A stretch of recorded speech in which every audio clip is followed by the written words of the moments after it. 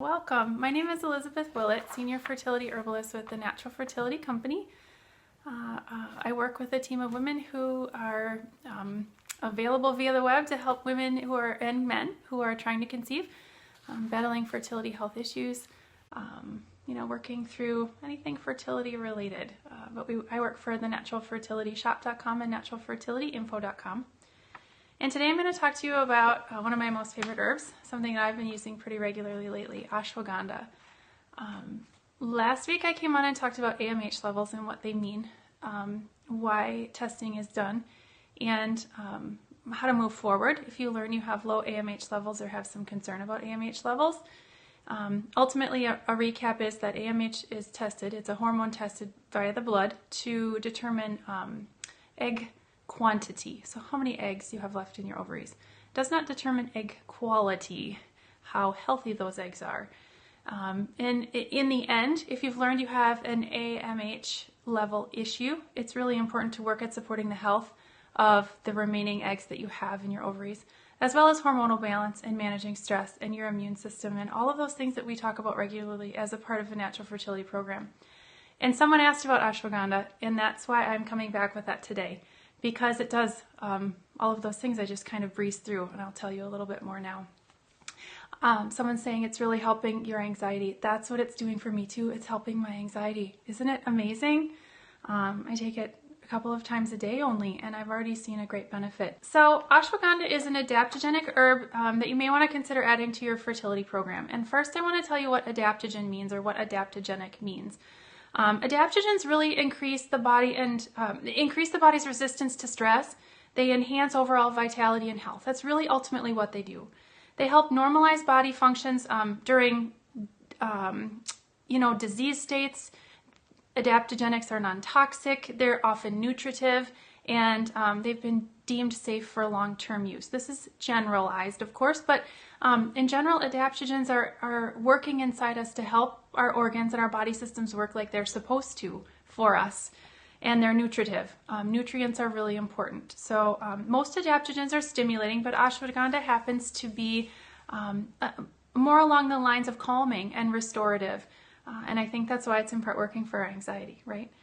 So given our talk last week about AMH levels, and now that we know that if we have AMH level concerns, we need to be working on supporting egg health and hormone balance and our immune system's ability to function properly and healthy stress, I think ashwagandha is something that could be added to most people's natural fertility program as a way to support these things. Ashwagandha is Withania somnifera, if you need to know the Latin. If you want to spell that out, contact us. We can spell it out for you. But it's an important herb for helping the body's stress response, helping the body have an adequate but healthy stress response. And it's actually really soothing to the nervous system. It's an herb, when your nerves are really, really, really jittery, it's an herb that can help, soothe those. It's really important for egg health and sperm health because it's known to provide nutrients but also improve and increase antioxidant levels by reducing oxidative stress. This is really key when it comes to egg health and supporting the health of the eggs as we age and we continue to want to try to conceive naturally. All the cells of our body really, but specifically sperm and eggs when we're talking about fertility, right? Because those are the areas of concern and the things that doctors watch. But antioxidants need to be something that you're using on a regular basis, perhaps even long term, to support the health of all of your cells. They revive each other. They fight off all of those toxins and the oxidative stress that we're getting from not only being stressed emotionally, but toxins that we get through our diet and environmental toxins that we bring in, all sorts of different things you've probably heard about and understand what antioxidants do. But ashwagandha is actually one herb that helps support increasing antioxidant levels to fight off that oxidative stress. Ashwagandha is really boosting to the immune system for an overactive or underactive immune system. So if you're dealing with an autoimmune issue, or if you're battling immune-related infertility, ashwagandha might be something to learn more about or talk to your doctor about. Certainly if you're on medications for an immune health issue, you want to talk to your doctor about taking ashwagandha. But it's definitely worth learning more about. Ashwagandha supports the endocrine system. The endocrine system needs to be supported so that hormonal communication can be what it needs to be. So your hormones can be balanced, ultimately. The herb enhances endocrine function, focusing largely on the thyroid and the adrenal glands. And this is how it also supports healthy stress response. Our adrenals are involved, of course, in stress and impacted by chronic stress. So ashwagandha is known to support the endocrine system primarily through thyroid support and adrenal support. If you have an underactive thyroid or adrenal fatigue, this would be something to consider learning more about or talking to your doctor about adding to your program. We've talked about egg and sperm health. There are studies in regards to ashwagandha and sperm health specifically for men who have psychological stress. It's been shown in several studies that men who take ashwagandha have improved their health enough to improve sperm health to be able to conceive in a healthy way after they've battled or been battling psychological stress for some time. And if you want those studies, they're out there. You can certainly search for them. We have a couple of them in reference on our article about ashwagandha, but I'm just going to leave it sort of blanket at that, but this herb has been studied if that's something that's important to you.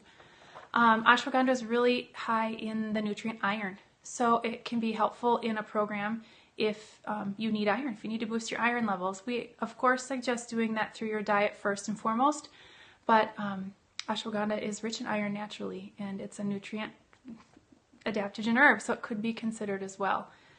Iron deficiency, anemia, those are things to think of. If you have either of those, you could learn more about this herb. Painful menstruation, it's called dysmenorrhea. Ashwagandha has been found by clinical use and some historical use by herbalists, of course, to be helpful for painful menstruation, particularly combined with black cohosh. We know that oftentimes periods are painful, and if you're dealing with that and it's chronic and it's month after month after month or prolonged pain, there are things that you can do for that, and ashwagandha would be something. What constitutes an herb? An herb is a medicinal plant, a plant with medicinal qualities. It is not they are not medicine. It's not the same thing as what's created in a lab. But I would suggest just a quick Google search about medicinal herbs, and you'll get an explanation of what that is. There are a lot of herbs that are also food herbs or superfoods, so you'll see that too. But plants that have medicinal qualities are able to support the systems of the body and the way that they function. Yeah, that's essentially what an herb is. Back to ashwagandha. So there are a lot of indigenous African peoples who use ashwagandha when when there's threatened miscarriage or recurrent miscarriage due to a weak uterus. If you're in that state, you need to be working with a healthcare provider who can guide you in taking anything at that time. So a midwife, an herbalist, your healthcare provider, a naturopathic doctor. But I want to share this because this is a lot of our clients' reality. And in turn, if you're dealing with menstruation issues or period issues around lack of uterine tone or a weak uterus, ashwagandha may be supportive, maybe a supportive part of a program, may be worth learning more about. What could be a menstruation or a period issue? Light periods sometimes mean there's lack of circulation, but it also could be an issue with uterine tone, as could heavy. Most any period issues really can be a result of a weak uterus. Libido. Ashwagandha is known to support a healthy libido, and I venture a guess it's because it's so supportive in reducing stress and it has that nervous system calming effect. Both of those things. I mean, when you're not stressed and your nervous system is calm and you're not worrying and you're not anxious, there's a little more energy to put towards your body has a little more energy to put towards your libido. So I have just gone through 1, 2, 3, 4, 5, 6, 7, 8, 9, 10 ways that ashwagandha is known or can help support you on your fertility journey. It's a fabulous, nutritive, adaptogen herb, like I said, that's known to be safe for long-term use. Fertilica, you can't see it's super shiny. Sorry, Fertilica has an ashwagandha. It's a liquid herbal extract, a 2-ounce bottle. It's this really beautiful pale yellow color. I'm an herbalist, so I love herbs and I love liquid extracts, but I think this is delicious. It's not an overpowering herb. It's got a slightly slightly earthy, malty taste. And it's actually really lovely. And I also use it in powder form personally. I buy the powdered root and I add it to my morning beverage. It's a mock coffee, essentially.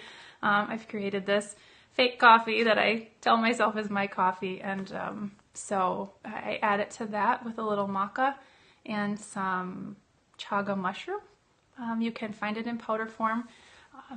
Do follow the suggested use on the bottle that you choose if you decide to try ashwagandha, but it can be a really important part of your fertility program if you're battling any of the issues that I've talked about, whether it's stress or immune health issues, needing more antioxidants to boost egg and sperm health, and all of the other things we talked about today. All right, well, thank you all for joining me today. I hope you have a great remainder of your week and weekend, and I'll be back next week with another topic and more to talk about. So thanks for sharing all of your love today, and we'll see you next week. Bye.